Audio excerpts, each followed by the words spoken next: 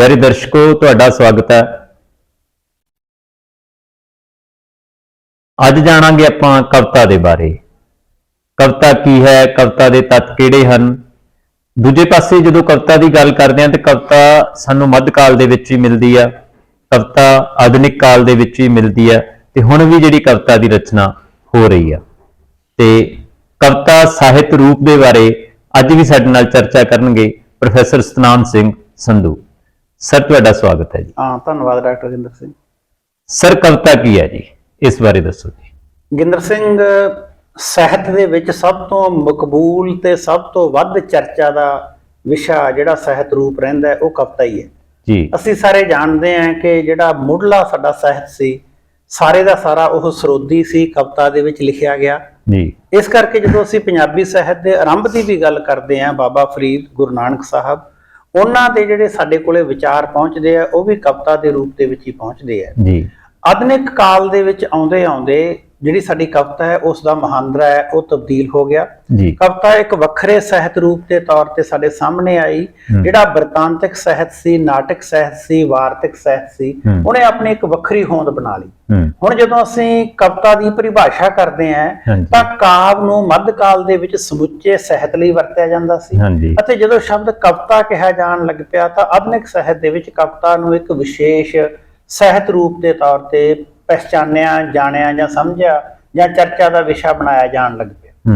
ਕਵਿਤਾ ਜਿਹੜਾ ਸਾਡਾ ਸਾਹਿਤ ਰੂਪ ਹੈ ਇਸ ਦੇ ਵਿੱਚ ਅੱਗਿਓਂ ਕਈ ਰੂਪਾਕਾਰ ਸ਼ਾਮਲ ਹੋ ਜਾਂਦੇ ਆ, ਜਿਸ ਤਰੀਕੇ ਨਾਲ ਗੀਤ, ਪ੍ਰਗੀਤ, ਗਜ਼ਲ, ਰੁਬਾਈ, ਨਗਮਾ, ਨਜ਼ਮ, ਇਸ ਕਿਸਮ ਦੇ ਬਹੁਤ ਸਾਰੇ ਇਸ ਦੇ ਅੱਗਿਓਂ ਰੂਪਾਕਾਰ ਸਾਡੇ ਕੋਲੇ ਮਿਲਦੇ ਆ ਜੀ। ਜੇ ਅਸੀਂ ਬੁਨਿਆਦੀ ਤੌਰ ਤੇ ਕਵਿਤਾ ਦੀ ਗੱਲ ਕਰੀਏ ਕਿ ਕਵਿਤਾ ਕੀ ਹੈ, ਬੁਨਿਆਦੀ ਮਸਲਾ ਇਹ ਹੁੰਦਾ ਹੈ ਕਿ ਸਾਰੇ ਦਾ ਸਾਰਾ ਸਾਹਿਤ ਹੈ ਜਿਹੜਾ ਉਹ ਮਨੁੱਖੀ ਭਾਵਾਂ ਦੀ ਪੇਸ਼ਕਾਰੀ ਕਰਦਾ ਹੈ।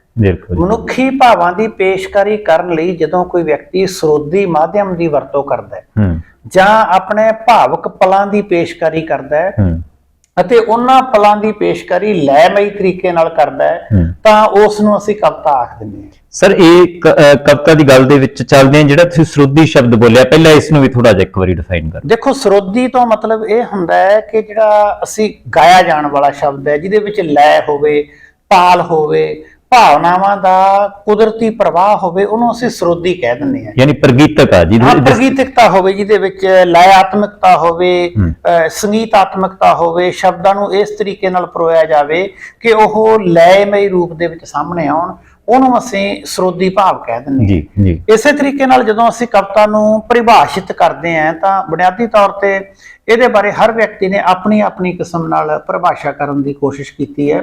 ਸਾਰਿਆਂ ਨਾਲੋਂ ਜਿਹੜੀ ਮਕਬੂਲ ਤੇ ਬਹੁਤ ਹੀ ਸਧਾਰਨ ਕਿਸਮ ਦੀ ਪਰਿਭਾਸ਼ਾ ਹੈ ਉਹ ਪ੍ਰੋਫੈਸਰ ਪੂਰਨ ਸਿੰਘ ਦੀ ਮੰਨੀ ਜਾਂਦੀ ਹੈ ਕਿ ਪਿਆਰ ਵਿੱਚ ਮੋਏ ਬੰਦਿਆਂ ਦੇ ਮਿੱਠੇ ਬਚਨੀ ਕਵਿਤਾ ਹਨ। ਉਹਦਾ ਮਤਲਬ ਇਹ ਹੋਇਆ ਕਿ ਕਵਿਤਾ ਬੁਨਿਆਦੀ ਤੌਰ ਤੇ ਕਿਸੇ ਬੰਦੇ ਦੇ ਮਨ ਦੇ ਵਿੱਚੋਂ ਜਿਹੜਾ ਆਪ ਮੁਹਾਰਾ ਲੈਮਈ ਫਟਾਰਾ ਫੁੱਟਦਾ ਸ਼ਬਦਾਂ ਦਾ, ਉਸ ਨੂੰ ਅਸੀਂ ਕਵਿਤਾ ਆਖ ਦਿੰਦੇ ਹਾਂ। ਇਸ ਕਰਕੇ ਕਵਿਤਾ ਨੂੰ ਜਦੋਂ ਅਸੀਂ ਹੋਰ ਵਿਸਤਾਰ ਦੇ ਵਿੱਚ ਜਾ ਕੇ ਦੇਖਦੇ ਹਾਂ ਤਾਂ ਇਸ ਦੇ ਵਿੱਚ ਜਿਹੜੇ ਸੂਖਮ ਭਾਵ ਹੁੰਦੇ ਆ, ਮਨੁੱਖ ਦੇ ਕਿਸੇ ਬੰਦੇ ਨੂੰ ਸਿੱਧੇ ਤੌਰ ਤੇ ਸੰਬੋਧਨੀ ਭਾਵ ਹੁੰਦੇ ਆ, ਆਪਣੇ ਦਿਲ ਦੀ ਗੱਲ, ਆਪਣੇ ਵਲਵਲੇ ਦੀ ਗੱਲ, ਆਪਣੇ ਮਨ ਦੀ ਗੱਲ ਦੂਸਰੇ ਵਿਅਕਤੀ ਤੱਕ ਪਹੁੰਚਾਉਣ ਦਾ ਮਾਧਿਅਮ ਕਵਿਤਾ ਹੀ ਬਣਦਾ ਜੀ। ਇਸੇ ਕਰਕੇ ਤੁਸੀਂ ਦੇਖਿਆ ਹੋਣਾ ਕਿ ਕਵਿਤਾ ਦਾ ਸਾਹਿਤ ਰੂਪ ਗੀਤ ਸਭ ਤੋਂ ਜ਼ਿਆਦਾ ਮਕਬੂਲ ਮੰਨਿਆ ਜਾਂਦਾ ਹੈ ਜਦੋਂ ਕੋਈ ਵਿਆਹ ਦੀਆਂ ਰਸਮਾਂ ਹੋਣ, ਜਦੋਂ ਕਿਤੇ ਹੋਰ ਖੁਸ਼ੀ ਦਾ ਮੌਕਾ ਹੋਵੇ। ਈਵਨ ਦੈਨ ਸਾਡੇ ਅਸੀਂ ਮੋਬਾਈਲ ਫੋਨਾਂ ਦੇ ਵਿੱਚ ਜਾਂ ਹੋਰ ਬਾਕੀ ਥਾਵਾਂ ਤੇ ਜਦੋਂ ਵੀ ਅਸੀਂ ਕਿਤੇ ਪ੍ਰਗੀਤਕਤਾ ਦਾ, ਮਨ ਨੂੰ ਹੁਲਾਰਾ ਦੇਣ ਦਾ, ਸਾਡੇ ਮਨ ਦੀਆਂ ਤਰੰਗਾਂ ਨੂੰ ਛੇੜਨ ਦਾ ਕੋਈ ਵਿਸ਼ੇਸ਼ ਕਿਸਮ ਦਾ ਪ੍ਰਭਾਵ ਲੈਣਾ ਹੋਵੇ ਤਾਂ ਉਸ ਨੂੰ ਗੀਤ ਕਵਿਤਾ ਰਾਹੀਂ ਹੀ ਲਿਆ ਜਾ ਸਕਦਾ। ਇਸ ਕਰਕੇ ਕਵਿਤਾ ਨੂੰ ਅਸੀਂ ਇਸ ਰੂਪ ਦੇ ਵਿੱਚ ਸਮਝ ਸਕਦੇ ਹਾਂ ਕਿ ਮਨੁੱਖੀ ਭਾਵਾਂ ਦਾ ਸਰੋਦੀ ਰੂਪ ਦੇ ਵਿੱਚ ਜਾਂ ਆਪਾਂ ਕਹਿ ਦਈਏ ਲੈਮਈ ਰੂਪ ਦੇ ਵਿੱਚ ਜਿਹੜਾ ਪ੍ਰਗਟਾ ਹੈ ਉਸੇ ਨੂੰ ਹੀ ਕਵਿਤਾ ਅਸੀਂ ਕਹਿੰਦੇ ਹਾਂ ਜੀ। ਸਰ, ਜਦੋਂ ਆਪਾਂ ਕਵਿਤਾ ਦੀ ਗੱਲ ਖਾਸ ਕਰਕੇ ਜਦੋਂ ਆਪਾਂ ਭਾਰਤੀ ਕਾਵਿ ਸ਼ਾਸਤਰ ਨੂੰ ਪੜ੍ਹਦੇ ਹਾਂ ਤਾਂ ਉਹ ਕਾਵਿ ਸ਼ਾਸਤਰ ਦੇ ਵਿੱਚ ਵੀ ਇੱਕ ਕਵਿਤਾ ਬਾਰੇ ਗੱਲ ਕੀਤੀ ਗਈ ਆ ਤੇ ਕਵਿਤਾ ਦੇ ਫਿਰ ਇਸ ਗੱਲ ਤੋਂ ਅਸੀਂ ਇਹ ਮੰਨ ਲੈਂਦੇ ਆ ਵੀ ਕਵਿਤਾ ਦੀਆਂ ਵੀ ਕੁਝ ਬੁਨਿਆਦੀ ਗੱਲਾਂ, ਯਾਨੀ ਕਵਿਤਾ ਦੀ ਜਦੋਂ ਰਚਨਾ ਹੁੰਦੀ ਆ ਤਾਂ ਉਸ ਵਿੱਚ ਉਹ ਕਿਹੜੀਆਂ ਬੁਨਿਆਦੀ ਗੱਲਾਂ ਜਿਨ੍ਹਾਂ ਦਾ ਧਿਆਨ ਰੱਖਿਆ ਜਾਂਦਾ ਜੀ, ਜਾਂ ਜਿਹੜਾ ਇੱਕ ਕਵਿਤਾ ਨੂੰ ਰਚਣ ਵਾਲਾ ਉਹਨਾਂ ਗੱਲਾਂ ਦਾ ਧਿਆਨ ਰੱਖਦਾ? ਬਿਲਕੁਲ, ਜਿਹੜੀ ਕਵਿਤਾ ਦੀ ਰਚਨ ਦੀ ਗੱਲ ਹੈ ਤਾਂ ਸਾਡੇ ਕੋਲੇ ਦੋ ਚੀਜ਼ਾਂ ਹੁੰਦੀਆਂ, ਇੱਕ ਕਵਿਤਾ ਦਾ ਸਿਧਾਂਤ ਤੇ ਦੂਜੀ ਕਵਿਤਾ ਦੀ ਸਿਰਜਣਾ। ਸਿਧਾਂਤ ਹੈ ਜਿਹੜਾ, ਸਿਧਾਂਤ ਸਾਨੂੰ ਉਸ ਕਿਸਮ ਦਾ ਨਕਸ਼ਾ ਪ੍ਰਦਾਨ ਕਰਦਾ ਹੈ ਜਿਸ ਉੱਪਰ ਅਸੀਂ ਕਵਿਤਾ ਦੀ ਉਸਾਰੀ ਕਰਦੇ ਹਾਂ। ਉਸ ਸਿਧਾਂਤ ਦੇ ਵਿੱਚ ਜਿਹੜੇ ਪੱਖ ਅਸੀਂ ਲੈਂਦੇ ਹਾਂ ਉਸ ਨੂੰ ਅਸੀਂ ਕਵਿਤਾ ਦੇ ਤੱਤ ਆਖ ਸਕਦੇ ਹਾਂ। ਸਭ ਤੋਂ ਪਹਿਲਾਂ ਕਈ ਵਾਰੀ ਇਹ ਜਾਣਨਾ ਜ਼ਰੂਰੀ ਹੁੰਦਾ ਹੈ ਕਿ ਬੁਨਿਆਦੀ ਤੌਰ ਤੇ ਤੱਤ ਹੁੰਦਾ ਕੀ ਹੈ। ਤੱਤ ਉਹ ਮੂਲ ਸਮੱਗਰੀ ਹੁੰਦੀ ਹੈ ਜਿਸ ਰਾਹੀਂ ਕਿਸੇ ਵਸਤੂ ਦੀ ਬਣਤ ਤਿਆਰ ਹੁੰਦੀ ਹੈ, ਉਸ ਨੂੰ ਅਸੀਂ ਉਹਦਾ ਮੂਲ ਤੱਤ ਆਖ ਸਕਦੇ ਹਾਂ। ਉਦਾਹਰਨ ਵਜੋਂ ਪਾਣੀ ਦੋ ਤੱਤਾਂ ਤੋਂ ਬਣਿਆ ਹੋਇਆ ਹੈ, ਹਾਈਡਰੋਜਨ ਤੇ ਆਕਸੀਜਨ। ਦੋ ਹਿੱਸੇ ਹਾਈਡਰੋਜਨ, ਇੱਕ ਹਿੱਸਾ ਆਕਸੀਜਨ। ਜਦੋਂ H2O ਨੂੰ ਮਿਲਾ ਦਿੰਦੇ ਆ ਤਾਂ ਉਹ ਪਾਣੀ ਬਣ ਜਾਂਦਾ ਹੈ। ਇਹ ਦੋ ਤੱਤ ਹੈ। ਇਸੇ ਤਰੀਕੇ ਨਾਲ ਜਿਹੜੀ ਕਵਿਤਾ ਹੈ, ਕਵਿਤਾ ਦੇ ਵਿੱਚ ਵੀ ਮਨੁੱਖ ਦੇ ਭਾਵ, ਮਨੁੱਖ ਦੀ ਜਿਹੜੀ ਕਲਪਨਾ ਹੈ, ਮਨੁੱਖ ਦੀ ਬੁੱਧੀ ਹੈ ਔਰ ਸ਼ਬਦਾਂ ਦੇ ਵਿੱਚੋਂ ਪੈਦਾ ਹੋਇਆ ਰਸ, ਸ਼ਬਦਾਂ ਰਾਹੀਂ ਬਿਆਨ ਕੀਤਾ ਜਾਂ ਖੜਾ ਕੀਤਾ ਬਿੰਬ, ਸ਼ਬਦਾਂ ਦੇ ਪ੍ਰਤੀਕਾਤਮਕ ਭਾਵ, ਸ਼ਬਦਾਂ ਦੀ ਸਜਾਵਟ ਲਈ ਵਰਤੇ ਗਏ ਅਲੰਕਾਰ, ਸ਼ਬਦਾਂ ਦੇ ਤੋਲ ਤਕਾਂਤ ਅਤੇ ਵਜਨ ਨੂੰ ਸਮਝਣ ਵਾਸਤੇ ਵਰਤਿਆ ਗਿਆ ਛੰਦ ਤੇ ਇਸ ਸਾਰੇ ਕੁਝ ਨੂੰ ਪੇਸ਼ ਕਰਨ ਵਾਲੀ ਭਾਸ਼ਾ। ਜਦੋਂ ਇਹ ਸਾਰੇ ਤੱਤਾਂ ਨੂੰ ਅਸੀਂ ਸਮੁੱਚੇ ਰੂਪ ਦੇ ਵਿੱਚ ਕਿਸੇ ਇੱਕ ਜਗ੍ਹਾ ਤੇ ਸਮੋ ਕੇ ਰੱਖਣ ਦੀ ਕੋਸ਼ਿਸ਼ ਕਰਦੇ ਹਾਂ ਤਾਂ ਉਸ ਵਰਤਾਰੇ ਨੂੰ ਅਸੀਂ ਕਵਿਤਾ ਆਖ ਸਕਦੇ ਹਾਂ। ਹੁਣ ਜੇ ਅਸੀਂ ਕੱਲੇ ਦੀ ਗੱਲ ਕਰੀਏ, ਫਾਰ ਐਗਜ਼ਾਮਪਲ ਅਸੀਂ ਭਾਵ ਦੀ ਗੱਲ ਕਰੀਏ ਤਾਂ ਜਿਹੜਾ ਸਾਡਾ ਭਾਰਤੀ ਕਾਵਿ ਸ਼ਾਸਤਰ ਹੈ ਜਿਹਦੇ ਵੱਲ ਤੁਸੀਂ ਇਸ਼ਾਰਾ ਕੀਤਾ ਸੀ, ਤਾਂ ਭਾਰਤੀ ਕਾਵਿ ਸ਼ਾਸਤਰ ਵਿੱਚ ਭਾਵਾਂ ਨੂੰ ਬਹੁਤ ਉੱਤਮ ਸਥਾਨ ਦਿੱਤਾ ਹੈ। ਸਭ ਤੋਂ ਭਾਰਤੀ ਕਾਵਿ ਸ਼ਾਸਤਰ ਦਾ ਜਿਹੜਾ ਪਹਿਲਾ ਆਚਾਰੀਆ, ਵਿਦਵਾਨ, ਚਿੰਤਕ ਜਾਂ ਆਲੋਚਕ ਸੀ ਉਹਨੂੰ ਭਰਤ ਮੁਨੀ ਕਹਿੰਦੇ ਆ। ਭਰਤ ਮੁਨੀ ਨੇ ਆਪਣਾ ਸੂਤਰ ਦਿੱਤਾ ਜਿਹਦੇ ਵਿੱਚ ਭਾਵਾਂ ਨੂੰ ਕੇਂਦਰ ਵਿੱਚ ਰੱਖਿਆ। ਉਹ ਸੰਸਕ੍ਰਿਤ ਦਾ ਸੂਤਰ ਹੈ ਵਿਭਾਵਾ ਅਨੁਭਾਵ ਵਿਚਾਰੀ ਸੰਜੋਗ ਆਦਿ ਰਸ ਨਿਸ਼ਪਤੀ, ਕਿ ਜਿਹੜੇ ਮਨੁੱਖ ਦੇ ਭਾਵ ਹੁੰਦੇ ਆ ਉਹ ਭਾਵ ਲਗਾਤਾਰ ਉਤਪੰਨ ਹੁੰਦੇ ਰਹਿੰਦੇ ਆ। ਉਹ ਭਾਵ ਦੋ ਕਿਸਮ ਦੇ ਹੁੰਦੇ ਆ, ਇੱਕ ਸਥਾਈ ਭਾਵ ਅਤੇ ਇੱਕ ਸੰਚਾਰੀ ਭਾਵ।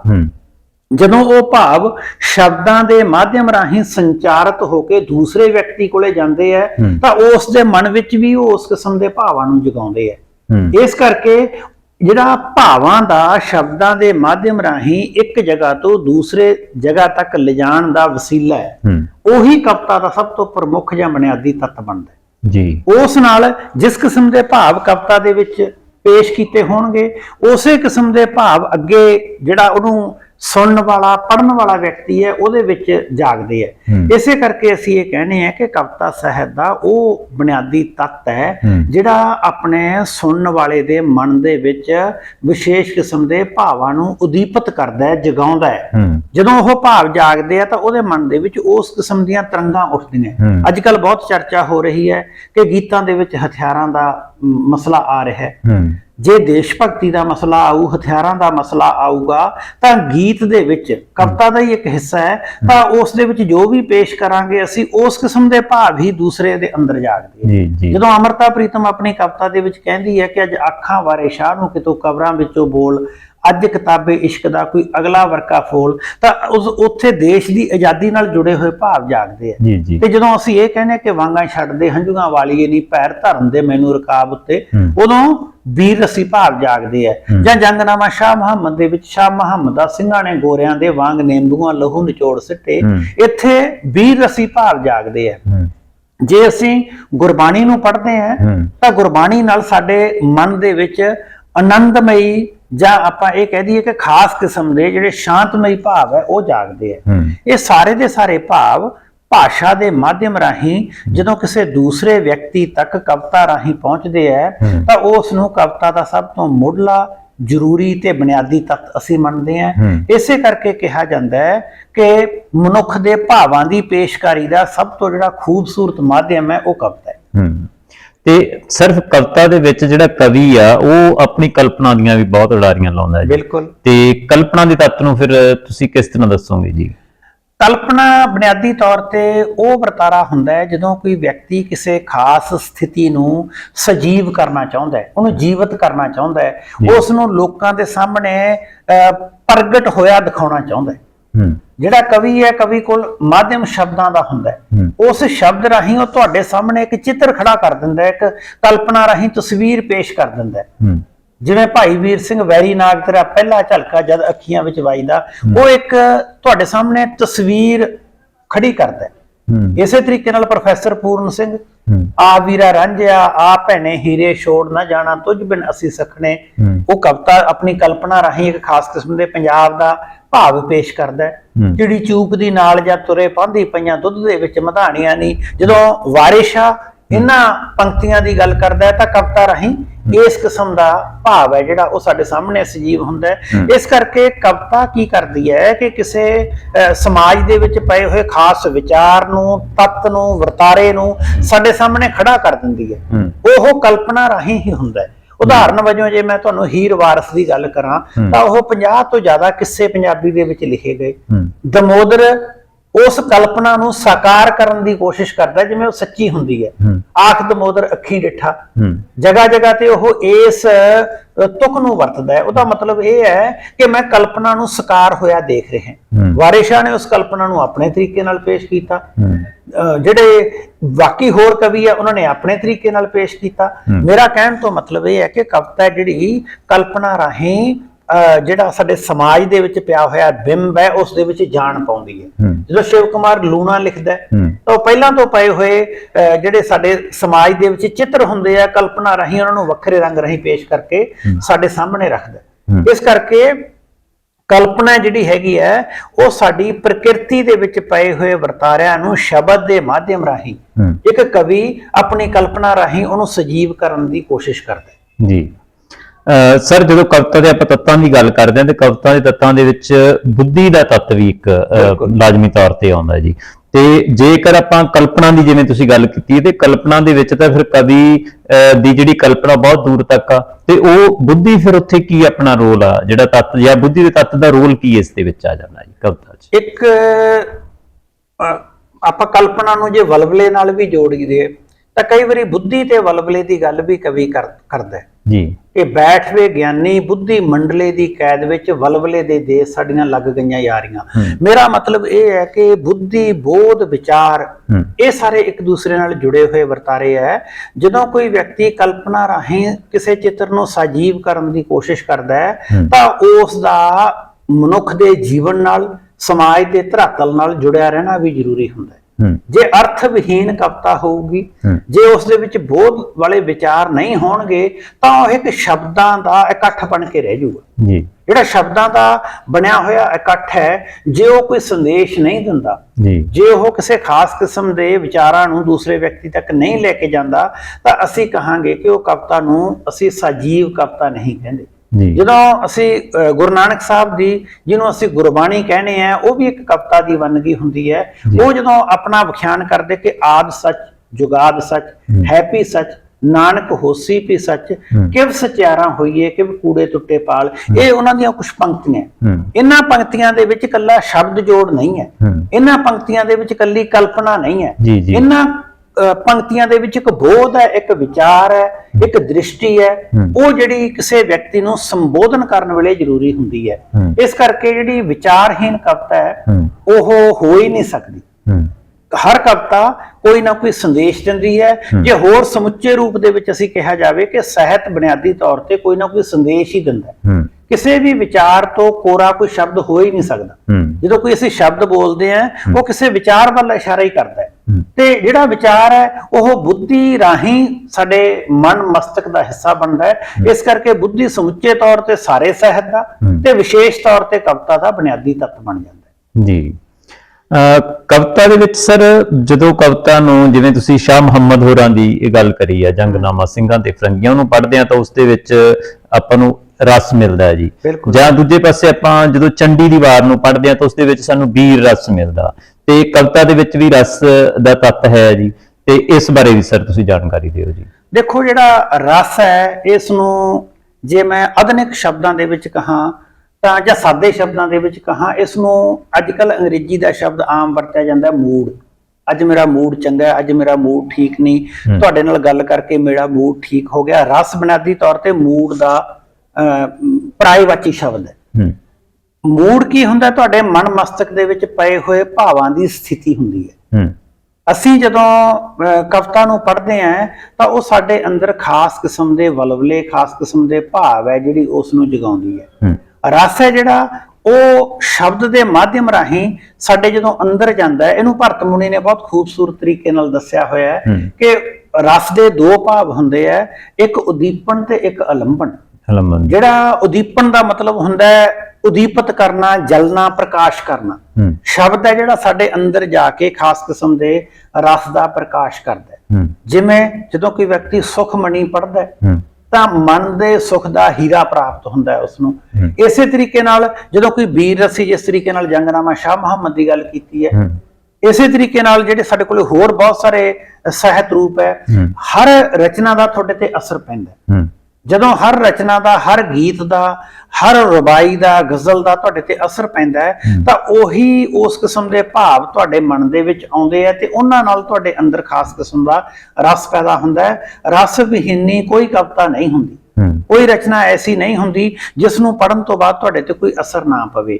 ਇਸ ਕਰਕੇ ਜਦੋਂ ਅਸੀਂ ਕਵਿਤਾਵਾਂ ਨੂੰ ਪੜ੍ਹਦੇ ਹਾਂ, ਜਦੋਂ ਅਸੀਂ ਖਾਸ ਕਰਕੇ ਜੇ ਪੰਜਾਬੀ ਦੀ ਗੱਲ ਕਰੀਏ ਤਾਂ ਪ੍ਰਗਤੀਵਾਦੀ ਪੰਜਾਬੀ ਕਵਿਤਾ ਦੀ ਗੱਲ ਕਰਦੇ ਹਾਂ ਤਾਂ ਉਹਦੇ ਬਾਰੇ ਕਿਹਾ ਜਾਂਦਾ ਕਿ ਉਹ ਕਵਿਤਾ ਇਸ ਕਿਸਮ ਦੀ ਹੈ ਕਿ ਮਨੁੱਖਾਂ ਦੇ ਸੁਣਨ ਤੋਂ ਬਾਅਦ ਲੂੰ ਕੰਡੇ ਖੜੇ ਕਰ ਦਿੰਦੀ ਹੈ। ਉਹਦਾ ਭਾਵ ਇਹ ਹੋਇਆ ਕਿ ਉਹ ਤੁਹਾਡੇ ਅੰਦਰ ਵੀਰਤਾ ਭਾਵ ਵਾਲਾ ਰਸ ਜਗਾਉਂਦੀ ਹੈ। ਤੁਸੀਂ ਦੇਖਿਆ ਹੋਣਾ ਕਿ ਜਦੋਂ ਕਿਤੇ ਦੇਸ਼ ਤੇ ਸੰਕਟ ਆਉਂਦਾ ਹੈ ਤਾਂ ਉਸ ਸਮੇਂ ਦੇਸ਼ ਭਗਤੀ ਦੇ, ਬਹਾਦਰੀ ਦੇ ਜਜ਼ਬਿਆਂ ਵਾਲੇ ਗੀਤ ਗਾਏ ਜਾਂਦੇ ਆ। ਪੰਜਾਬੀ ਦੇ ਵਿੱਚ ਤਾਂ ਬਹੁਤ ਖੂਬਸੂਰਤ ਢਾਡੀ ਪਰੰਪਰਾ ਰਹੀ ਹੈ। ਜਦੋਂ ਢਾਡੀ ਵਾਰਾਂ ਗਾਉਂਦੇ ਆ ਤਾਂ ਉਹ ਵਿਅਕਤੀਆਂ ਨੂੰ ਜੰਗ ਦਾ ਸਜੀਵ ਚਿੱਤਰ ਸ਼ਬਦ ਦੇ ਮਾਧਿਅਮ ਰਾਹੀਂ ਖੜਾ ਕਰ ਦਿੰਦੇ ਆ। ਉਹਨਾਂ ਦੀ ਕਵਿਤਾ ਦੇ ਵਿੱਚ ਇੰਨੀ ਸ਼ਕਤੀ ਹੁੰਦੀ ਹੈ, ਇੰਨੀ ਭਰਪੂਰ ਉਹਨਾਂ ਦੇ ਵਿੱਚ ਵਲਵਲੇ ਪੇਸ਼ ਕੀਤੇ ਜਾਂਦੇ ਆ ਕਿ ਉਹ ਜਿਹੜੇ ਮਨੁੱਖ ਹੈ ਵੀਰ ਰਸ ਨਾਲ ਓਤ-ਪੋਤ ਹੋ ਜਾਂਦੇ ਆ। ਇਸੇ ਲਈ ਅਸੀਂ ਇਹ ਕਹਿੰਦੇ ਆ ਕਿ ਜਿਹੜਾ ਕਾਵਿ ਸਾਹਿਤ ਹੈ ਜਾਂ ਕਵਿਤਾ ਸਾਹਿਤ ਹੈ, ਇਹ ਮਨੁੱਖ ਦੇ ਮਨ ਦੇ ਅੰਦਰ ਖਾਸ ਕਿਸਮ ਦੇ ਭਾਵਾਂ ਨੂੰ ਜਗਾਉਂਦਾ ਹੈ। ਤੇ ਰਸ ਹੈ ਜਿਹੜੇ, ਇਹ ਭਾਵੇਂ ਇੱਕ ਵੱਖਰਾ ਵਿਸ਼ਾ ਹੈ, ਇਹਨਾਂ ਨੂੰ 9 ਕਿਸਮ ਦੇ ਮੰਨਿਆ ਜਾਂਦਾ ਹੈ। ਇਹ ਖੁਸ਼ੀ ਦੇ, ਗਮੀ ਦੇ, ਪਿਆਰ ਦੇ, ਮੋਹ ਦੇ, ਇਹ ਸਾਰੇ ਕਿਸਮ ਦੇ ਜਿਸ ਕਿਸਮ ਦੀਆਂ ਮਨੁੱਖ ਦੀਆਂ ਭਾਵਨਾਵਾਂ ਹੁੰਦੀਆਂ ਸਮੇਂ-ਸਮੇਂ ਤੇ ਜਾਗਦੀਆਂ ਰਹਿੰਦੀਆਂ ਤੇ ਕਵਿਤਾ ਸਭ ਤੋਂ ਪ੍ਰਮੁੱਖ ਆਧਾਰ ਹੈ। ਕਵਿਤਾ ਦੇ ਵਿੱਚ ਜਿੱਥੇ ਇੱਕ ਪਾਸੇ ਵੀਰ ਰਸੀ ਭਾਵ ਹੈ, ਦੂਜੇ ਪਾਸੇ ਰਤੀ ਭਾਵ ਵੀ ਜਾਗਦਾ ਹੈ, ਪ੍ਰੇਮ ਦਾ ਭਾਵ ਵੀ ਜਾਗਦਾ ਹੈ। ਸਾਡੇ ਕੋਲੇ ਗੀਤ ਹੈ, ਕੁਝ ਗੀਤ ਸਾਡੇ ਕੋਲੇ ਨੱਚਣ ਟੱਪਣ ਵਾਲੇ ਹੁੰਦੇ ਆ, ਕੁਝ ਗੀਤ ਸਾਡੇ ਕੋਲੇ ਉਹ ਹੁੰਦੇ ਆ ਜਿਹੜੇ ਤੁਹਾਡੇ ਮਨ ਦੀਆਂ ਤਰੰਗਾਂ ਨੂੰ, ਤੁਹਾਡੇ ਇਸ਼ਕ ਨੂੰ, ਪ੍ਰੇਮ ਦੇ ਬਰਤਾਂਤ ਨੂੰ ਛੋਹਦੇ ਆ। ਇਹ ਸਾਰੇ ਕਿਸੇ ਨਾ ਕਿਸੇ ਰੂਪ ਦੇ ਵਿੱਚ ਅਸੀਂ ਇਹ ਕਹਿ ਸਕਦੇ ਹਾਂ ਕਿ ਕਵਿਤਾ ਦਾ ਰਸ ਵਾਲਾ ਪੱਖ ਹੈ। ਅਸੀਂ ਕਿਸੇ ਵੀ ਕਵੀ ਨੂੰ ਪੜ੍ਹੀਏ, ਉਸ ਦੀ ਕਵਿਤਾ ਦੇ ਵਿੱਚ ਸਾਨੂੰ ਬਹੁਤ ਕਿਸਮ ਦੇ ਇਦਾਂ ਦੇ ਜਿਹੜੇ ਭਾਵ ਹੈ ਉਹ ਦੇਖਣ ਨੂੰ ਮਿਲ ਜਾਂਦੇ ਆ। ਜੀ, ਯਾਨੀ ਕਵਿਤਾ ਜਦੋਂ ਅਸੀਂ ਪੜ੍ਹਦੇ ਹਾਂ ਤਾਂ ਉਹਦੇ ਵਿੱਚੋਂ ਜਿਹੜਾ ਸਾਨੂੰ ਰਸ ਪ੍ਰਾਪਤ ਹੁੰਦਾ ਤੇ ਉਹ ਇਹਨਾਂ 9 ਰਸਾਂ ਦੇ ਵਿੱਚੋਂ ਹੀ ਇੱਕ ਰਸ ਹੈ ਜਿਹੜਾ ਉਹ ਇੱਕ ਲਾਜ਼ਮੀ ਤੌਰ ਤੇ ਹੁੰਦਾ। ਬਿਲਕੁਲ ਬਿਲਕੁਲ ਬਿਲਕੁਲ। ਦੂਜੇ ਪਾਸੇ ਕਵਿਤਾ ਦੇ ਵਿੱਚ ਸਰ ਜਿਹੜੇ ਬਿੰਬ ਦੀ ਪੇਸ਼ਕਾਰੀ ਵੀ ਹੁੰਦੀ ਹੈ ਜੀ, ਤੇ ਬਿੰਬ ਕੀ ਹੈ ਜੀ? ਹਾਂ, ਬਿੰਬ ਤੇ ਪ੍ਰਤੀਕ ਨੂੰ ਬਹੁਤ ਵਾਰੀ ਵਿਦਿਆਰਥੀ ਰਲਗੱਡ ਕਰ ਜਾਂਦੇ। ਬਿੰਬ ਹੈ ਜਿਹੜਾ ਬੁਨਿਆਦੀ ਤੌਰ ਤੇ ਇਹ ਤੁਹਾਡਾ ਇੱਕ ਦੂਸਰੀ ਚੀਜ਼ ਤੇ ਪੈਦਾ ਹੋਇਆ ਚਿੱਤਰ ਹੁੰਦਾ ਹੈ। ਉਦਾਹਰਨ ਵਜੋਂ ਜਦੋਂ ਤੁਸੀਂ ਸਵੇਰੇ ਉੱਠ ਕੇ ਸ਼ੀਸ਼ੇ ਦੇ ਸਾਹਮਣੇ ਖੜੇ ਹੁੰਨੇ ਹੋ ਤਾਂ ਸ਼ੀਸ਼ੇ ਦੇ ਮਾਧਿਅਮ ਰਾਹੀਂ ਤੁਹਾਨੂੰ ਉਸ ਦੇ ਵਿੱਚ ਤੁਹਾਡਾ ਆਪਣਾ ਬਿੰਬ ਦਿਸਦਾ ਹੈ। ਜਿਹੜਾ ਸਾਹਿਤ ਹੈ ਜਾਂ ਕਵਿਤਾ, ਇਹ ਸ਼ਬਦ ਦੀ ਕਲਾ ਹੈ। ਜਦੋਂ ਤੁਹਾਨੂੰ ਸ਼ਬਦ ਦੇ ਮਾਧਿਅਮ ਰਾਹੀਂ ਸਮਾਜ ਦੇ ਵਿੱਚ ਖੜੀ ਹੋਈ ਹਰ ਤਸਵੀਰ ਸਾਕਾਰ ਰੂਪ ਦੇ ਵਿੱਚ ਪੇਸ਼ ਹੋਈ ਦਿਖਾਈ ਜਾਵੇ ਤਾਂ ਉਸ ਨੂੰ ਅਸੀਂ ਬਿੰਬ ਆਖਦੇ। ਜਿਹੜਾ ਉਹ ਬਿੰਬ ਹੈ ਉਹ ਸਾਨੂੰ ਕਿੱਥੇ ਕੀ ਵਾਪਰਿਆ, ਜਿਵੇਂ ਮੈਂ ਭਾਈ ਵੀਰ ਸਿੰਘ ਦੀ ਪਹਿਲਾਂ ਵੀ ਐਗਜ਼ਾਮਪਲ ਦਿੱਤੀ ਸੀ, ਵੈਰੀ ਨਾਗ ਤੇਰਾ ਪਹਿਲਾ ਝਲਕਾ ਜਦ ਅੱਖੀਆਂ ਵਿੱਚ ਵੱਜਦਾ, ਤਾਂ ਉਹ ਵੈਰੀ ਨਾਗ ਚਸ਼ਮੇ ਦਾ ਬਿੰਬ ਹੈ ਜਿਹੜਾ ਉਹ ਤੁਹਾਡੇ ਸਾਹਮਣੇ ਸਾਕਾਰ ਰੂਪ ਦੇ ਵਿੱਚ ਪੇਸ਼ ਹੋਇਆ ਮਿਲਦਾ। ਜਾਂ ਇਸੇ ਤਰੀਕੇ ਨਾਲ ਮੈਂ ਤੁਹਾਨੂੰ ਦੱਸਿਆ ਸੀ ਪੰਜਾਬ ਦੀ ਸਵੇਰ ਦਾ ਬਿੰਬ ਹੈ ਜਿਹੜਾ ਉਹ ਵਾਰਿਸ ਸ਼ਾਹ ਨੇ ਆਪਣੀ ਰਚਨਾ ਦੇ ਵਿੱਚ ਪੇਸ਼ ਕਰਨ ਦੀ ਕੋਸ਼ਿਸ਼ ਕੀਤੀ। ਸਿੰਘਾਂ ਦੀ ਬਹਾਦਰੀ ਦਾ ਜਿਹੜਾ ਬਿੰਬ ਹੈ ਉਹ ਸ਼ਾਹ ਮੁਹੰਮਦ ਨੇ ਆਪਣੇ ਜੰਗਨਾਮੇ ਦੇ ਵਿੱਚ ਉਹਨਾਂ ਦੀ ਵੀਰਤਾ ਨੂੰ ਸਾਡੇ ਸਾਹਮਣੇ ਸਾਕਾਰ ਕਰਨ ਦੀ ਕੋਸ਼ਿਸ਼ ਕੀਤੀ। ਇਸ ਕਰਕੇ ਜਿਹੜਾ ਬਿੰਬ ਹੈ ਇਹ ਸਾਡੇ ਬਾਹਰ ਸਮਾਜ ਦੇ ਵਿੱਚ ਪਏ ਹੋਏ ਵਰਤਾਰਿਆਂ ਨੂੰ ਜਦੋਂ ਭਾਸ਼ਾ ਦੇ ਮਾਧਿਅਮ ਰਾਹੀਂ ਕਿਤੇ ਵੀ ਠੋਸ ਰੂਪ ਦੇ ਵਿੱਚ ਸਾਡੇ ਸਾਹਮਣੇ ਲਿਆ ਕੇ ਖੜਾ ਕਰਨ ਦੀ ਕੋਸ਼ਿਸ਼ ਕੀਤੀ ਜਾਂਦੀ ਹੈ ਤਾਂ ਅਸੀਂ ਕਹਿੰਦੇ ਹਾਂ ਕਿ ਉਹ ਕਿਸੇ ਵੀ ਰਚਨਾ ਦਾ ਬਿੰਬ ਹੈ। ਬੁਨਿਆਦੀ ਤੌਰ ਤੇ ਸਾਰੇ ਸਾਹਿਤ ਨੂੰ ਹੀ ਸਮਾਜ ਦਾ ਬਿੰਬ ਜਾਂ ਪ੍ਰਤੀਬਿੰਬ ਵੀ ਕਿਹਾ ਜਾਂਦਾ ਹੈ। ਇਸੇ ਕਰਕੇ ਤੁਸੀਂ ਸਾਹਿਤ ਦੀ ਪਰਿਭਾਸ਼ਾ ਵਿੱਚ ਦੇਖਿਆ ਹੋਣਾ ਹੈ ਕਿ ਮੈਕਸਮ ਗੋਰਕੀ ਜਿਹੜੇ ਪ੍ਰਸਿੱਧ ਨਾਵਲਕਾਰ ਹੈ, ਜਿਨ੍ਹਾਂ ਦੀ ਮਾਂ ਨਾਵਲ ਹੈ ਵਿਸ਼ਵ ਪ੍ਰਸਿੱਧ ਹੈ, ਉਹਨਾਂ ਨੇ ਇਹ ਕਿਹਾ ਸੀ ਕਿ ਸਾਹਿਤ ਹੈ ਜਿਹੜਾ ਉਹ ਸਮਾਜ ਦਾ ਦਰਪਣ ਹੈ। ਦਰਪਣ ਦਾ ਮਤਲਬ ਉਹ ਹੁੰਦਾ ਹੈ ਕਿ ਜਿਸ ਵਿੱਚੋਂ ਤੁਸੀਂ ਆਪਣਾ ਚਿੱਤਰ ਦੇਖ ਸਕੋ, ਜਿਸ ਵਿੱਚੋਂ ਸਮਾਜ ਆਪਣਾ ਚਿੱਤਰ ਦੇਖ ਸਕੇ, ਉਸ ਕਿਸਮ ਦਾ ਦਰਪਣ ਹੈ ਜਿਹੜਾ ਸਾਹਿਤ ਹੈ। ਇਸ ਕਰਕੇ ਸਾਡੇ ਸਮਾਜ ਦੇ ਬਿੰਬ ਨੂੰ ਪੇਸ਼ ਕਰਨ ਵਾਲੇ ਵਰਤਾਰੇ ਨੂੰ ਹੀ ਅਸੀਂ ਸਾਹਿਤ ਕਹਿੰਦੇ ਆ। ਇਸੇ ਕਰਕੇ ਅੱਜ ਸਮਾਜ ਦੇ ਵਿੱਚ ਕੀ ਵਾਪਰ ਰਿਹਾ ਹੈ, ਅੱਜ ਸਮਾਜ ਦੇ ਵਿੱਚ ਦੁੱਖ ਵਾਪਰ ਰਿਹਾ ਹੈ, ਸੁੱਖ ਵਾਪਰ ਰਿਹਾ ਹੈ, ਹਥਿਆਰਾਂ ਦੀ ਗੱਲ ਹੋ ਰਹੀ ਹੈ, ਪਿਆਰ ਦੀ ਗੱਲ ਹੋ ਰਹੀ ਹੈ, ਵਿਯੋਗ ਦੀ ਗੱਲ ਹੋ ਰਹੀ ਹੈ, ਮਿਲਾਪ ਦੀ ਗੱਲ ਹੋ ਰਹੀ ਹੈ। ਇਹ ਸਾਰੇ ਜਿਹੜੇ ਚੀਜ਼ਾਂ ਨੂੰ ਬਿੰਬਤ ਕੀਤਾ ਜਾਂਦਾ ਹੈ ਜਦੋਂ ਸ਼ਬਦ ਦੇ ਮਾਧਿਅਮ ਰਾਹੀਂ, ਤਾਂ ਕਵਿਤਾ ਇਸ ਚੋਂ ਪ੍ਰਮੁੱਖ ਮਾਧਿਅਮ ਬਣ ਕੇ ਸਾਡੇ ਸਾਹਮਣੇ ਆਉਂਦੀ ਹੈ। ਤੁਸੀਂ ਦੇਖਿਆ ਹੋਣਾ ਕਿ ਕਿਸਾਨੀ ਧਰਨੇ ਦੌਰਾਨ ਬਹੁਤ ਸਾਡੇ ਗੀਤਕਾਰਾਂ ਨੇ ਉਸ ਸਮੇਂ ਦੇ ਕਿਸਾਨਾਂ ਦੀ ਦਸ਼ਾ ਅਤੇ ਦਿਸ਼ਾ ਨੂੰ ਬਿੰਬਤ ਕਰਨ ਦੀ ਕੋਸ਼ਿਸ਼ ਕੀਤੀ। ਉਹਨਾਂ ਨੇ ਸ਼ਬਦ ਦੇ ਮਾਧਿਅਮ ਰਾਹੀਂ ਉਹ ਸਾਰੇ ਘਟਨਾਕ੍ਰਮ ਨੂੰ ਸਾਕਾਰ ਕਰਨ ਦੀ ਕੋਸ਼ਿਸ਼ ਕੀਤੀ। ਇਸੇ ਤਰੀਕੇ ਨਾਲ ਜਿਹੜੀ ਸਾਡੀ ਕਵਿਤਾ ਹੈ ਉਹ ਸਾਡੇ ਸਾਹਮਣੇ ਜਿਸ ਵੀ ਹਾਲਾਤ ਬਾਰੇ ਉਹ ਚਰਚਾ ਕਰ ਰਹੀ ਹੁੰਦੀ ਹੈ, ਉਹਦਾ ਇੱਕ ਸਾਕਾਰ ਬਿੰਬ ਹੈ ਜਿਹੜਾ ਉਹ ਸਥੂਲ ਤੇ ਅਸਥੂਲ ਰੂਪ ਦੇ ਵਿੱਚ ਸਾਡੇ ਸਾਹਮਣੇ ਪ੍ਰਗਟ ਕਰਨ ਦੀ ਕੋਸ਼ਿਸ਼ ਕਰਦੀ ਹੈ। ਫਿਰ ਸਰ ਇਹ ਪ੍ਰਤੀਕ ਨੂੰ ਆਪਾਂ ਇਸ ਦੇ ਵਿੱਚ ਕਿਵੇਂ ਵੱਖਰਾ ਕਰੀਏ ਜੀ? ਹਾਂ, ਪ੍ਰਤੀਕ ਨੂੰ ਵੱਖਰਾ ਕਰਨਾ ਇਹ ਹੁੰਦਾ ਹੈ ਕਿ ਜਿਹੜੇ ਪ੍ਰਤੀਕ ਦੇ ਸ਼ਾਬਦਿਕ ਅਰਥ ਹੈ ਉਹ ਇਹ ਹੈ ਕਿ ਪ੍ਰਤੀਕ ਉਹ ਵਿਸ਼ੇਸ਼ ਕਿਸਮ ਦੇ ਸ਼ਬਦ ਜਾਂ ਵਰਤਾਰੇ ਨੂੰ ਕਿਹਾ ਜਾਂਦਾ ਹੈ ਜਿਸ ਦੇ ਸਾਡੀ ਪਰੰਪਰਾ ਵਿੱਚ ਗੂੜ ਅਰਥ ਪਏ ਹੁੰਦੇ ਆ। ਪਰੰਪਰਾ ਦੇ ਵਿੱਚ ਪਹਿਲਾਂ ਤੋਂ ਅਰਥ ਉਸਦੇ ਪਏ ਹੁੰਦੇ ਆ। ਉਦਾਹਰਨ ਵਜੋਂ ਸ਼ੇਰ ਹੈ ਜਿਹੜਾ ਬਹਾਦਰੀ ਦਾ ਪ੍ਰਤੀਕ ਹੈ, ਲੂਮੜੀ ਹੈ ਜਿਹੜੀ ਉਹ ਚਲਾਕੀ ਦਾ ਪ੍ਰਤੀਕ ਹੈ, ਘੋੜਾ ਹੈ ਜਿਹੜਾ ਉਹ ਤਾਕਤ ਦਾ ਪ੍ਰਤੀਕ ਹੈ। ਜੇ ਅਸੀਂ ਕਿਸੇ ਵਿਅਕਤੀ ਨੂੰ ਕਹੀਏ ਕਿ ਮਿਲਖਾ ਸਿੰਘ ਪੰਜਾਬ ਦਾ ਘੋੜਾ ਸੀ, ਸੁਰਿੰਦਰ ਕੌਰ ਪੰਜਾਬ ਦੀ ਕੋਇਲ ਸੀ, ਦਾਰਾ ਸਿੰਘ ਪੰਜਾਬ ਦਾ ਸ਼ੇਰ ਪੁੱਤਰ ਸੀ, ਇੱਥੇ ਕੋਇਲ, ਸ਼ੇਰ, ਘੋੜਾ ਉਹ ਆਪਣੇ ਆਪ ਦੇ ਵਿੱਚ ਪ੍ਰਤੀਕ ਹੈ। ਜੇ ਅਸੀਂ ਕਹੀਏ ਕਿ ਮਿਲਖਾ ਸਿੰਘ ਜੈਬਰਾ ਸੀ, ਕਿਉਂਕਿ ਜੈਬਰੇ ਦੇ ਕੋਈ ਪ੍ਰਤੀਕਾਤਮਕ ਅਰਥ ਸਮਾਜ ਵਿੱਚ ਨਹੀਂ ਪਏ, ਇਸ ਕਰਕੇ ਅਸੀਂ ਉਸ ਨੂੰ ਸਮਝ ਨਹੀਂ ਸਕਾਂਗੇ। ਕੁਝ ਸ਼ਬਦਾਂ ਦੇ ਸਮਾਜ ਦੇ ਵਿੱਚ ਪ੍ਰਤੀਕਾਤਮਕ ਅਰਥ ਪਏ ਹੁੰਦੇ ਆ। ਜਦੋਂ ਕੋਈ ਵਿਅਕਤੀ ਉਹਨਾਂ ਅਰਥਾਂ ਨੂੰ ਚੱਕ ਕੇ ਕਵਿਤਾ ਦੇ ਵਿੱਚ ਆਪਣੇ ਅਰਥਾਂ ਦੀ ਪੇਸ਼ਕਾਰੀ ਲਈ ਵਰਤਦਾ ਤਾਂ ਉਸ ਨੂੰ ਅਸੀਂ ਕਹਿੰਦੇ ਆ ਕਿ ਪ੍ਰਤੀਕ ਦੀ ਵਰਤੋਂ ਕੀਤੀ ਗਈ ਹੈ। ਗੁਰਬਾਣੀ ਦੇ ਵਿੱਚ ਬਾਬਾ ਫਰੀਦ ਦਾ ਸ਼ਲੋਕ ਆਉਂਦਾ ਹੈ ਕਿ ਸੋਈ ਸਰਬਰ ਢੂੰਡ ਲਾ ਜਿੱਥੋਂ ਲੱਭੇ ਵਤ, ਛੱਪੜ ਢੂੰਡੇ ਕਿਆ ਮਿਲੇ ਚਿੱਕੜ ਡੂਬੇ ਹੱਥ।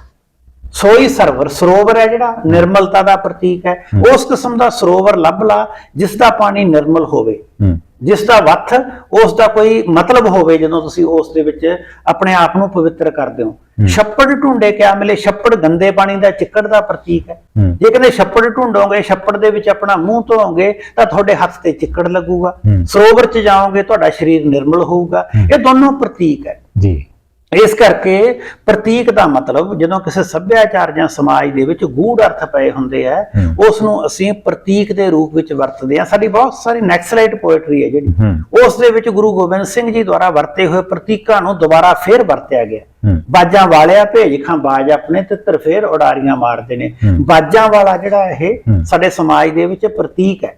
ਕੌਣ ਹੈ ਬਾਜਾਂ ਵਾਲਾ? ਕਿਸੇ ਨੂੰ ਕਹੋ ਕਿ ਬਾਜਾਂ ਵਾਲਾ ਕੌਣ ਹੈ, ਉਹ ਦੱਸਦਾ ਕਿ ਗੁਰੂ ਗੋਬਿੰਦ ਸਿੰਘ ਜੀ ਨੂੰ ਅਸੀਂ ਬਾਜਾਂ ਵਾਲਾ ਕਹਿੰਦੇ ਆ। ਇਸ ਕਰਕੇ ਪ੍ਰਤੀਕ ਉਸ ਵਰਤਾਰੇ ਨੂੰ ਕਿਹਾ ਜਾਂਦਾ ਜਿਹਦੇ ਸਮਾਜ ਵਿੱਚ ਗੂੜ ਅਰਥ ਹੋਣ, ਤੇ ਜਦੋਂ ਇਸ ਨੂੰ ਕਵਿਤਾ ਦੇ ਵਿੱਚ ਵਰਤਿਆ ਜਾਂਦਾ ਹੈ ਤਾਂ ਉਸ ਨੂੰ ਅਸੀਂ ਇਹ ਕਹਿੰਦੇ ਆ ਕਿ ਕਵਿਤਾ ਦੇ ਵਿੱਚ ਪ੍ਰਤੀਕ ਵਿਸ਼ੇ ਨੂੰ ਜਾਂ ਭਾਵ ਦੀ ਪੇਸ਼ਕਾਰੀ ਨੂੰ ਸੰਘਣਾ ਕਰਦੇ ਆ। ਇਸ ਕਰਕੇ ਉਸ ਸੰਘਣਾਪਨ ਨੂੰ ਜਦੋਂ ਅਸੀਂ ਲੈ ਕੇ ਜਾਂਦੇ ਆ, ਗੁਰੂ ਨਾਨਕ ਸਾਹਿਬ ਨੇ ਵੀ ਪ੍ਰਤੀਕਾਂ ਦੀ ਬਹੁਤ ਵਰਤੋਂ ਕੀਤੀ ਹੈ। ਜਿਸ ਤਰੀਕੇ ਨਾਲ ਉਹਨਾਂ ਨੇ ਸ਼ਲੋਕ ਜਿੱਥੇ ਜਪਜੀ ਸਾਹਿਬ ਦਾ ਆਉਂਦਾ ਹੈ, ਪਵਨ ਗੁਰੂ ਪਾਣੀ ਪਿਤਾ ਮਾਤਾ ਧਰਤ ਮਹਤ, ਉੱਥੇ ਪਵਨ ਹੈ ਜਿਹੜੀ ਇਹ ਪ੍ਰਤੀਕ ਹੈ, ਪਵਨ ਗੁਰੂ ਪਾਣੀ ਹੈ ਜਿਹੜਾ ਇਹ ਪ੍ਰਤੀਕ ਹੈ, ਧਰਤ ਹੈ ਜਿਹੜੀ ਇਹ ਪ੍ਰਤੀਕ ਹੈ। ਇਹ ਸਾਰੇ ਜਿਹੜੇ ਪ੍ਰਤੀਕ ਰੂਪ ਦੇ ਵਿੱਚ ਸਾਡੇ ਸ਼ਬਦ ਪਹਿਲਾਂ ਤੋਂ ਪਏ ਹੁੰਦੇ ਆ, ਅਰਥ ਨੂੰ ਸੰਖੇਪ ਦੇ ਵਿੱਚ ਸਪਸ਼ਟ ਕਰਨ ਵਾਸਤੇ ਕਵਿਤਾ ਦਾ ਜਦੋਂ ਹਿੱਸਾ ਬਣਦੇ ਆ, ਉਹਦੇ ਨਾਲ ਜਿਹੜੇ ਕਵਿਤਾ ਦਾ ਅਰਥ ਸੰਚਾਰ ਆ ਉਹ ਸੰਘਣਾ ਹੋ ਜਾਂਦਾ ਹੈ। ਇਸ ਕਰਕੇ ਪ੍ਰਤੀਕ ਹੈ ਜਿਹੜਾ ਇਹਨਾਂ ਦਾ ਕਵਿਤਾ ਦੇ ਵਿੱਚ ਵਿਸ਼ੇਸ਼ ਮੁੱਲ ਹੁੰਦਾ ਹੈ। ਜਦੋਂ ਵੀ ਤੁਸੀਂ ਕਵਿਤਾ ਨੂੰ ਲਿਖਣਾ ਹੈ ਜਾਂ ਸਮਝਣਾ ਹੈ ਤਾਂ ਉੱਥੇ ਦੇਖਣਾ ਪੈਂਦਾ ਹੈ ਕਿ ਉਹ ਪ੍ਰਤੀਕ ਨੂੰ ਕਿਸ ਰੂਪ ਦੇ ਵਿੱਚ, ਕਿੰਨਾ ਅਰਥਾਂ ਦੇ ਵਿੱਚ ਵਰਤਣ ਦੀ ਕੋਸ਼ਿਸ਼ ਕੀਤੀ ਗਈ ਹੈ ਜੀ। ਕਵਿਤਾ ਦੇ ਵਿੱਚ ਸਰ ਅਲੰਕਾਰ ਸ਼ਬਦਾਂ ਦੀ ਸਜਾਵਟ ਵੀ ਲਾਜ਼ਮੀ ਤੌਰ ਤੇ ਹੁੰਦੀ ਹੈ, ਤੇ ਅਲੰਕਾਰਾਂ ਦੀ ਵਰਤੋਂ ਕਿਸ ਤਰ੍ਹਾਂ ਹੁੰਦੀ ਹੈ ਜੀ? ਜਿਹੜਾ ਸਾਡਾ ਸਾਰੇ ਦਾ ਸਾਰਾ ਸਾਹਿਤ ਹੈ, ਇਹਦਾ ਮਾਧਿਅਮ ਹੈ ਜਿਹੜਾ ਉਹ ਅਸੀਂ ਭਾਸ਼ਾ ਨੂੰ ਜਾਂ ਸ਼ਬਦ ਨੂੰ ਮੰਨਦੇ ਹਾਂ। ਜਿਹੜਾ ਸਾਡੇ ਕੋਲ ਕਵਿਤਾ ਦੇ ਵਿੱਚ ਜਾਂ ਸਾਹਿਤ ਦੇ ਵਿੱਚ ਕਿਸੇ ਵੀ ਵਿਚਾਰ ਨੂੰ ਸਜਾਵਟ ਦੇਣ ਵਾਸਤੇ ਕੋਈ ਰੰਗ ਤਾਂ ਹੁੰਦੇ ਨਹੀਂ, ਨਾ ਕੋਈ ਕੈਨਵਸ ਹੁੰਦੀ ਹੈ। ਅਸੀਂ ਜੋ ਵੀ ਕਰਨਾ ਹੁੰਦਾ ਹੈ ਉਹ ਉਸ ਸ਼ਬਦ ਦੀ ਵਰਤੋਂ ਦੇ ਹਿਸਾਬ ਨਾਲ ਕਰਨਾ ਹੁੰਦਾ ਹੈ। ਜੇ ਅਸੀਂ ਸ਼ਬਦਾਂ ਦੀ ਵਰਤੋਂ ਕਰਕੇ ਸ਼ਬਦਾਂ ਰਾਹੀਂ ਲੈ ਪੈਦਾ ਕਰੀਏ। ਅਲੰਕਾਰ ਦਾ ਬੁਨਿਆਦੀ ਆਧਾਰ ਜਾਂ ਸ਼ਾਬਦਿਕ ਅਰਥ ਹੁੰਦਾ ਹੈ ਕਿਸੇ ਚੀਜ਼ ਨੂੰ ਸਜਾਉਣਾ, ਉਹਦੀ ਸਜਾਵਟ ਕਰਨਾ, ਉਹਨੂੰ ਵਧੀਆ ਬਣਾਉਣਾ, ਸੁੰਦਰ ਦਿਖਣ ਲਾਉਣਾ। ਜਦੋਂ ਕੋਈ ਅਲੰਕਾਰ ਨੂੰ ਬੁਨਿਆਦੀ ਤੌਰ ਤੇ ਦੋ ਹਿੱਸਿਆਂ ਦੇ ਵਿੱਚ ਵੰਡ ਕੇ ਦੇਖਿਆ ਜਾਂਦਾ ਹੈ। ਇੱਕ ਉਹ ਅਲੰਕਾਰ ਹੁੰਦੇ ਆ ਜਿਹਨਾਂ ਨੂੰ ਸ਼ਬਦ ਅਲੰਕਾਰ ਕਹਿੰਦੇ ਆ, ਦੂਸਰੇ ਉਹ ਅਲੰਕਾਰ ਹੁੰਦੇ ਆ ਜਿਨ੍ਹਾਂ ਨੂੰ ਅਰਥ ਅਲੰਕਾਰ ਕਹਿੰਦੇ ਆ।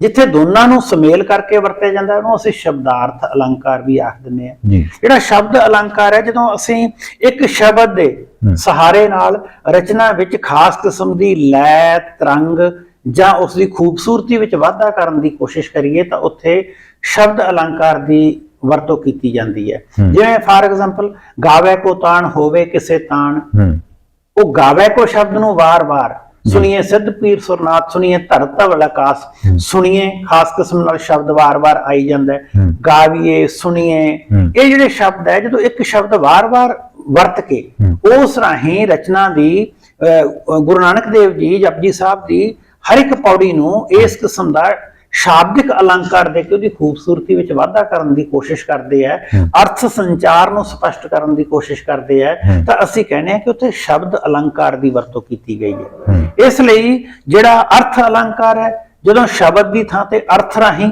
ਵਿਸ਼ੇਸ਼ ਕਿਸਮ ਦੇ ਭਾਵ ਸਪਸ਼ਟ ਕੀਤੇ ਜਾਣ ਉਦੋਂ ਅਰਥ ਅਲੰਕਾਰ ਕਹਿੰਦੇ ਆ। ਕਈ ਵਾਰੀ ਸ਼ਬਦ ਤੇ ਅਰਥ ਦੋਨੋਂ ਆ ਜਾਂਦੇ ਆ। ਉਦਾਹਰਨ ਵਜੋਂ ਸ਼ਬਦ ਆਪਾਂ ਇੱਕ ਪੰਕਤੀ ਜੇ ਗੁਰਬਾਣੀ ਚ ਵੀ ਵਰਤਾਂ ਮੈਂ, ਮਨ ਜੀਤੇ ਜਗਜੀਤ, ਇਹਦੇ ਵਿੱਚ ਸ਼ਬਦ ਅਲੰਕਾਰ ਵੀ ਹੈ ਤੇ ਅਰਥ ਅਲੰਕਾਰ ਵੀ ਹੈ। ਰਲਾ ਕੇ ਇਸ ਨੂੰ ਅਸੀਂ ਸ਼ਬਦਾਰਥ ਅਲੰਕਾਰ ਕਹਿੰਦੇ ਹਾਂ। ਸ਼ਬਦ ਰਾਹੀਂ ਵੀ ਭਾਵ ਪੇਸ਼ ਹੋ ਰਿਹਾ, ਅਰਥ ਰਾਹੀਂ ਵੀ ਹੋ ਰਿਹਾ। ਇਸ ਕਰਕੇ ਅਲੰਕਾਰ ਰਚਨਾ ਦੀ ਬੁਨਿਆਦ ਹੁੰਦੀ ਹੈ, ਰਚਨਾ ਦਾ ਗੁਣ ਬਣਦਾ ਹੈ ਅਤੇ ਕਿਸੇ ਵੀ ਰਚਨਾ ਦੇ ਵਿੱਚ ਇਹ ਵਾਰ-ਵਾਰ ਦੁਹਰਾ ਕੇ ਸ਼ਬਦ ਨੂੰ ਰਚਨਾ ਨੂੰ ਖੂਬਸੂਰਤ ਬਣਾਇਆ ਜਾਂਦਾ ਹੈ, ਪੜ੍ਹਨਯੋਗ ਬਣਾਇਆ ਜਾਂਦਾ ਹੈ, ਸੁਣਨਯੋਗ ਬਣਾਇਆ ਜਾਂਦਾ ਹੈ, ਗਾਉਣਯੋਗ ਬਣਾਇਆ ਜਾਂਦਾ ਹੈ। ਤਾਂ ਇਹ ਬਹੁਤ ਮਹੱਤਵਪੂਰਨ ਚੀਜ਼ ਹੁੰਦੀ ਹੈ ਜੀ। ਸਰ, ਛੰਦ ਵੀ ਕਵਿਤਾ ਦੇ ਵਿੱਚ ਵਰਤਿਆ ਜਾਂਦਾ ਤੇ ਜਦੋਂ ਆਪਾਂ ਕਵਿਤਾ ਨੂੰ ਪੜ੍ਹਦੇ ਆ ਉਹਦੇ ਵਿੱਚ ਇਹ ਇਸ ਛੰਦ ਦੇ ਵਿੱਚ ਹੈ, ਇਸ ਛੰਦ ਦੇ ਵਿੱਚ ਹੈ, ਤੇ ਕਵਿਤਾ ਦੇ ਵਿੱਚ ਬੁਨਿਆਦੀ ਤੌਰ ਤੇ ਕਿਹੜੇ ਛੰਦਾਂ ਦੀ ਵਰਤੋਂ ਹੁੰਦੀ ਆ ਤੇ ਜਾਂ ਛੰਦ ਹੁੰਦਾ ਵੀ ਕੀ ਆ ਸਰ, ਇਸ ਬਾਰੇ ਵੀ ਸੰਖੇਪ ਚ ਦੱਸਿਓ। ਜਿਹੜਾ ਛੰਦ ਦਾ ਸ਼ਾਬਦਿਕ ਅਰਥ ਹੈ ਉਸ ਨੂੰ ਅੰਗਰੇਜ਼ੀ ਦੇ ਵਿੱਚ ਮੀਟਰ ਵੀ ਕਿਹਾ ਜਾਂਦਾ ਹੈ ਜੀ। ਕਵਿਤਾ ਦੇ ਵਿੱਚ ਵਰਤੇ ਗਏ ਸ਼ਬਦਾਂ ਦਾ ਜਮਾ ਘਟਾਓ ਹਿਸਾਬ ਕਿਤਾਬ, ਕਿੱਥੇ ਠਹਿਰਾਓ ਆਉਣਾ ਹੈ, ਕਿੰਨੀ ਲੰਮੀ ਪੰਕਤੀ ਨੇ ਜਾਣਾ ਹੈ, ਉਸ ਨੂੰ ਗਾਇਆ ਜਾਣਾ ਜਾਂ ਬੋਲਿਆ ਜਾਣਾ, ਇਹ ਸਾਰਾ ਕੁਝ ਛੰਦ ਪ੍ਰਬੰਧ ਤੇ ਨਿਰਭਰ ਕਰਦਾ ਹੈ। ਛੰਦ ਹੈ ਜਿਹੜੇ ਇਹਨਾਂ ਨੂੰ ਵੀ ਦੋ ਹਿੱਸਿਆਂ ਵਿੱਚ ਅਲੰਕਾਰ ਵਾਂਗੂ ਵੰਡਿਆ ਜਾਂਦਾ ਹੈ। ਇੱਕ ਮਤਲਬ ਮਾਤਰਿਕ ਛੰਦ ਹੁੰਦੇ ਆ, ਦੂਸਰੇ ਸੂਤਰਿਕ, ਜਿਹੜੇ ਸੂਤਰਿਕ ਛੰਦ ਹੁੰਦੇ ਆ। ਇਹ ਜਿਹੜੇ ਦੋ ਕਿਸਮ ਦੇ ਸਾਡੇ ਛੰਦ ਹੈ ਇਹਨਾਂ ਨੂੰ ਵਰਤਿਆ ਜਾਂਦਾ ਹੈ। ਫਿਰ ਕੱਲੇ-ਕੱਲੇ ਸ਼ਬਦ ਨੂੰ ਲਘੂ ਤੇ ਗੁਰੂ ਰਾਹੀਂ ਉਹਨਾਂ ਦਾ ਵਜਨ ਮਾਪਿਆ ਜਾਂਦਾ ਹੈ। ਜਿਹੜੇ ਛੰਦ ਹੈ, ਛੰਦ ਰਾਹੀਂ ਅਸੀਂ ਸਾਡੀ ਰਚਨਾ ਨੂੰ, ਉਹਦੀ ਬਹਿਰ ਨੂੰ ਕਿੱਥੇ ਨਿਸ਼ਚਿਤ ਕਰਨਾ ਹੈ। ਗਜ਼ਲ ਦੇ ਵਿੱਚ ਬਹੁਤ ਪਕਿਆਈ ਨਾਲ ਛੰਦ ਦੀ ਵਰਤੋਂ ਕੀਤੀ ਜਾਂਦੀ ਹੈ। ਛੋਟੀ ਬਹਿਰ ਦੀ ਗਜ਼ਲ ਹੁੰਦੀ ਹੈ, ਫਿਰ ਵੱਡੀ ਬਹਿਰ ਦੀ ਗਜ਼ਲ ਹੁੰਦੀ ਹੈ। ਇਸੇ ਤਰੀਕੇ ਨਾਲ ਸਾਡੀ ਜਿਹੜੀਆਂ ਮੱਧਕਾਲੀ ਕਵਿਤਾਵਾਂ ਹੈ ਉਹਨਾਂ ਦੇ ਵਿੱਚ ਆਮ ਤੌਰ ਤੇ ਬੈਂਤ ਛੰਦ ਦੀ ਵਰਤੋਂ ਕੀਤੀ ਜਾਂਦੀ ਸੀ, ਜਿਹਦੇ ਵਿੱਚ 19 ਤੋਂ 21 ਤੱਕ ਦੀਆਂ ਮਾਤਰਾਵਾਂ ਨੂੰ ਲਿਆ ਜਾਂਦਾ ਹੈ। ਉਹਨਾਂ ਮਾਤਰਾਵਾਂ ਦੇ ਨਾਲ ਜਦੋਂ ਗਾਇਆ ਜਾਂਦਾ ਹੈ, ਆਮ ਤੌਰ ਤੇ ਵਾਰਾਂ ਦੇ ਵਿੱਚ, ਕਿੱਸਿਆਂ ਦੇ ਵਿੱਚ ਵਿਸ਼ੇਸ਼ ਛੰਦ ਦੀ ਇਸ ਦੀ ਵਰਤੋਂ ਕੀਤੀ ਜਾਂਦੀ ਸੀ। ਛੰਦ ਦਾ ਬੁਨਿਆਦੀ ਤੌਰ ਤੇ ਅਰਥ ਇਹ ਬਣਦਾ ਹੈ ਕਿ ਜਦੋਂ ਕਵਿਤਾ ਦੇ ਸ਼ਬਦਾਂ ਦੀ ਗਾਇਨ ਨਾਲ ਜੁਗਲਬੰਦੀ ਕਰਨੀ ਹੁੰਦੀ ਹੈ ਤਾਂ ਉਸ ਸਮੇਂ ਛੰਦ ਬਹੁਤ ਮਹੱਤਵਪੂਰਨ ਰੋਲ ਅਦਾ ਕਰਦੇ ਹੈ। ਛੰਦ ਰਾਹੀਂ ਸਾਨੂੰ ਪਤਾ ਲੱਗਦਾ ਹੈ ਕਿ ਠਹਿਰਾਓ ਕਿੱਥੇ ਦੇਣਾ, ਗਾਇਆ ਕਿਵੇਂ ਜਾ ਸਕਦਾ ਹੈ, ਜਿਹੜੀ ਤੁਹਾਡੀ ਕਹੀ ਜਾਣ ਵਾਲੀ ਪੰਕਤੀ ਹੈ ਉਹ ਚ ਵਜਨ ਕਿੰਨਾ ਹੈ। ਬਹੁਤ ਸਾਰੇ ਛੰਦ ਸਾਨੂੰ ਸ੍ਰੀ ਗੁਰੂ ਗ੍ਰੰਥ ਸਾਹਿਬ ਦੇ ਵਿੱਚ ਤਾਂ ਸਿੱਧੇ ਤੌਰ ਤੇ ਲਿਖੇ ਹੁੰਦੇ ਆ ਕਿ ਇਹਦਾ ਛੰਦ ਕਿਹੜਾ ਹੈ। ਦੋਹਰਾ, ਸੋਰਠਾ, ਚੌਪਈ, ਸਿਰਖੰਡੀ, ਕੋਰੜਾ, ਇਹ ਸਾਰੇ ਵੱਖ-ਵੱਖ ਛੰਦਾਂ ਦੇ ਰੂਪ ਹੈ ਜੀ। ਇਸ ਤਰੀਕੇ ਨਾਲ ਜਿਹੜੇ ਕੋਰੜਾ ਛੰਦ ਹੈ, ਜਿਹੜੇ ਪ੍ਰੀਤ ਭਾਵਾਂ ਨੂੰ ਪੇਸ਼ ਕਰਨ ਲਈ ਆਮ ਤੌਰ ਤੇ ਸਾਡੇ ਗੀਤਕਾਰ ਵੀ ਵਰਤਦੇ ਆ। ਜਿਹੜੀ ਵੀ ਕਵਿਤਾ ਗਾਈ ਜਾਣ ਵਾਲੀ ਹੁੰਦੀ ਹੈ, ਜਿਹੜੀ ਵੀ ਕਵਿਤਾ ਸੁਰ ਤੇ ਤਾਲ ਦਾ ਖਿਆਲ ਰੱਖ ਕੇ ਲਿਖੀ ਜਾਂਦੀ ਹੈ, ਉਹਦੇ ਵਿੱਚ ਛੰਦ, ਬਹਿਰ, ਤੁਕਾਂਤ, ਗਣ, ਇਹਨਾਂ ਸਾਰੇ ਚੀਜ਼ਾਂ ਦਾ ਬੜੀ ਬਰੀਕੀ ਦੇ ਵਿੱਚ ਖਿਆਲ ਰੱਖਿਆ ਜਾਂਦਾ ਹੈ। ਇਹ ਸਾਰਾ ਕੁਝ ਜਿਹੜਾ ਛੰਦ ਪ੍ਰਬੰਧ ਹੈ ਕਵਿਤਾ ਦਾ, ਇਹਨੂੰ ਕਵਿਤਾ ਦੇ ਪਿੰਗਲ ਦੇ ਅੰਤਰਗਤ ਅਸੀਂ ਰੱਖਦੇ ਹਾਂ। ਪਿੰਗਲ ਤੇ ਅਰੂਜ਼ ਇੱਕ ਕਵਿਤਾ ਦਾ ਜਿਹੜਾ ਸਿਧਾਂਤਕ ਪੱਖ ਹੈ, ਉਹਦੇ ਵਿੱਚ ਸਾਨੂੰ ਦੱਸਿਆ ਜਾਂਦਾ ਹੈ ਕਿ ਕਿਸ ਤਰੀਕੇ ਨਾਲ, ਜਿਵੇਂ ਪਰੰਪਰਾ ਦੇ ਵਿੱਚ ਇੱਕ ਸ਼ਬਦ ਪ੍ਰਚਲਿਤ ਸੀ ਕਿ ਜਿਸ ਵਿਅਕਤੀ ਨੂੰ ਛੰਦ ਸ਼ਾਸਤਰ ਦਾ ਗਿਆਨ ਨਹੀਂ, ਉਹ ਵਧੀਆ ਕਵਿਤਾ ਨਹੀਂ ਲਿਖ ਸਕਦਾ, ਕਿਉਂਕਿ ਪੁਰਾਣੇ ਸਮੇਂ ਦੇ ਵਿੱਚ ਜਿਹੜੇ ਕਿੱਸਾ ਕਵੀ ਸੀ ਜਾਂ ਗਜ਼ਲ ਗੋ ਸੀ, ਉਹਨਾਂ ਨੂੰ ਗੁਰੂ ਜਾਂ ਉਸਤਾਦ ਧਾਰਨਾ ਪੈਂਦਾ ਸੀ। ਉਹ ਉਹਨਾਂ ਨੂੰ ਛੰਦ ਸ਼ਾਸਤਰ ਦੀ ਸਿੱਖਿਆ ਦਿੰਦੇ ਸੀ। ਉਦੋਂ ਇਹ ਕਿਹਾ ਜਾਂਦਾ ਸੀ ਕਿ ਪਿੰਗਲ ਬਾਝ ਕਵੀਸ਼ਰੀ ਤੇ ਗੀਤਾ ਬਾਝ ਗਿਆਨ ਹਾਸਲ ਨਹੀਂ ਹੋ ਸਕਦਾ। ਇਸ ਕਰਕੇ ਛੰਦ ਜਾਂ ਪਿੰਗਲ ਹੈ ਜਿਹੜਾ, ਇਹ ਕਿਸੇ ਵੀ ਰਚਨਾ ਦਾ ਬਹੁਤ ਹੀ ਉੱਤਮ ਤੇ ਮਹੱਤਵਪੂਰਨ ਹਿੱਸਾ ਹੁੰਦਾ ਹੈ। ਜੇ ਛੰਦ ਸ਼ਾਸਤਰ ਠੀਕ ਹੋਊਗਾ, ਕਵਿਤਾ ਦੀ ਗਾਇਨ ਕਲਾ ਸ਼ੁੱਧ ਹੋਊਗੀ। ਤੁਸੀਂ ਦੇਖਿਆ ਹੋਣਾ ਹੈ ਕਿ ਸੁਰਜੀਤ ਪਾਤਰ ਦੀਆਂ ਗਜ਼ਲਾਂ ਬਹੁਤ ਮਕਬੂਲ ਹੈ। ਉਹ ਵਿਸ਼ੇਸ਼ ਤੌਰ ਤੇ ਛੰਦ ਦਾ ਖਿਆਲ ਰੱਖਦੇ ਆ, ਜਾਂ ਸਾਨੂੰ ਦੀਪਕ ਜਤੋਈ ਜਾਂ ਹੋਰ ਬਹੁਤ ਸਾਰੇ ਜਿਹੜੇ ਪੁਰਾਣੇ ਸਾਡੇ ਗਜ਼ਲ ਗੋ ਹੈ, ਉਹ ਇਹਨਾਂ ਚੀਜ਼ਾਂ ਨੂੰ ਬਹੁਤ ਬਰੀਕੀ ਨਾਲ ਵਿਆਖਿਆ ਕਰਦੇ ਆ। ਇਸ ਕਰਕੇ ਕਵਿਤਾ ਦੇ ਵਿੱਚ ਛੰਦ ਹੈ ਜਿਹੜਾ, ਉਹ ਕਵਿਤਾ ਦੇ ਵਜਨ ਨੂੰ, ਤੋਲ ਤਕਾਂਤ, ਬਹਿਰ ਅਤੇ ਲੈ ਨੂੰ ਮਾਪਣ ਵਾਸਤੇ, ਸਮਝਣ ਵਾਸਤੇ ਬਹੁਤ ਜ਼ਰੂਰੀ ਤੱਤ ਹੈ ਜੀ।